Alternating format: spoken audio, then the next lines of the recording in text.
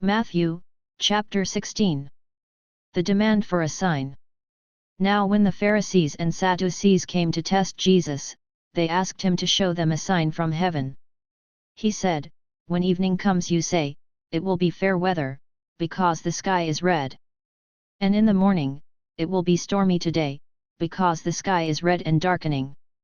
You know how to judge correctly the appearance of the sky, but you cannot evaluate the signs of the times.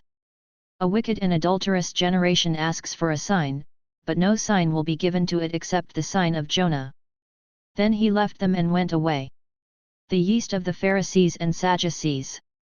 When the disciples went to the other side, they forgot to take bread. "Watch out," Jesus said to them, "beware of the yeast of the Pharisees and Sadducees." So they began to discuss this among themselves, saying, "It is because we brought no bread." When Jesus learned of this, he said, "You who have such little faith! Why are you arguing among yourselves about having no bread? Do you still not understand? Don't you remember the 5 loaves for the 5,000, and how many baskets you took up? Or the 7 loaves for the 4,000 and how many baskets you took up? How could you not understand that I was not speaking to you about bread? But beware of the yeast of the Pharisees and Sadducees." Then they understood that he had not told them to be on guard against the yeast in bread, but against the teaching of the Pharisees and Sadducees. Peter's confession. When Jesus came to the area of Caesarea Philippi, he asked his disciples, "Who do people say that the Son of Man is?" They answered, "Some say John the Baptist, others Elijah, and others Jeremiah or one of the prophets." He said to them, "But who do you say that I am?" Simon Peter answered, "You are the Christ, the Son of the living God." And Jesus answered him, "You are blessed, Simon son of Jonah, because flesh and blood did not reveal this to you, but my Father in heaven. And I tell you that you are Peter, and on this rock I will build my church, and the gates of Hades will not overpower it. I will give you the keys of the kingdom of heaven.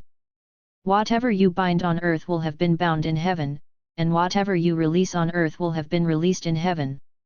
Then he instructed his disciples not to tell anyone that he was the Christ. First prediction of Jesus' death and resurrection.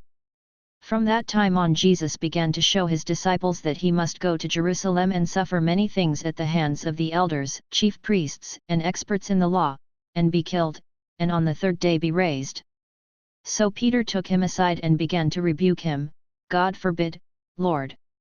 This must not happen to you." But he turned and said to Peter, "Get behind me, Satan! You are a stumbling block to me, because you are not setting your mind on God's interests, but on man's." Then Jesus said to his disciples, "If anyone wants to become my follower, he must deny himself, take up his cross, and follow me. For whoever wants to save his life will lose it, but whoever loses his life for my sake will find it. For what does it benefit a person if he gains the whole world but forfeits his life? Or what can a person give in exchange for his life? For the Son of Man will come with his angels in the glory of his Father, and then he will reward each person according to what he has done. I tell you the truth, there are some standing here who will not experience death before they see the Son of Man coming in his kingdom." Thanks for watching. Like and comment. Subscribe for more videos.